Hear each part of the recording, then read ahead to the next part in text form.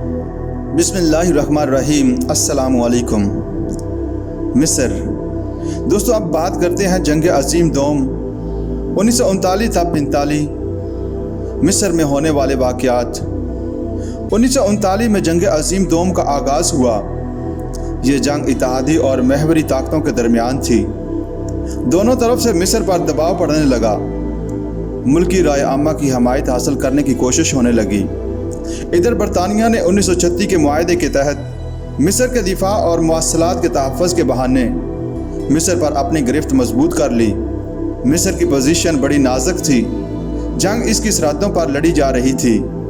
अगर वो बरतानिया की हमायत करता तो महवरी ताकतों की कामयाबी की सूरत में उसे इंतकाम का निशाना बनना पड़ता, और अगर महवरी ताकतों की हमायत करता तो इत्तेहादी उसे नुकसान पहुँचाते।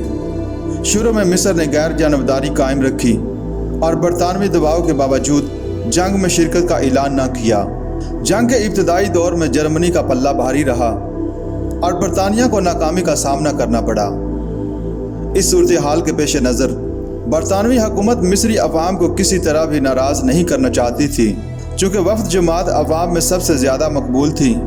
बरतानिया ने शाह फारूक पर दबाव डाला, जो 1936 में अपने बाप शाह फवाद की वफ़ात पर तख्त नशीन हुआ था, कि नहास पाशा, जो 1936 में साद ज़गलोल की वफ़ात पर वफ़द का कायद बना, को वज़ारत उज़्मा पर फाइज कर दिया जाए। शाह ने बादिल नाख्वास्ता ऐसा किया।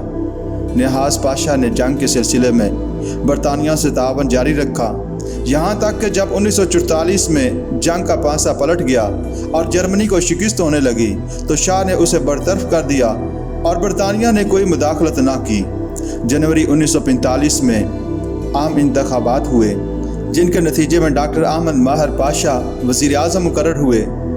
इस वक्त इत्तेहादियों की फतह यकीनी हो गई और बाद अज़ जंग फातह अक़वाम के सलाह मशवरे में मिस्र को बावकार हैसियत दिलाने के लिए ज़रूरी था कि जंग में शमूलियत इख्तियार की जाती। अहमद माहर ने महवरी ताकतों के खिलाफ ऐलान जंग कर दिया। अब निकराशी पाशा ने इसकी जगह ले ली।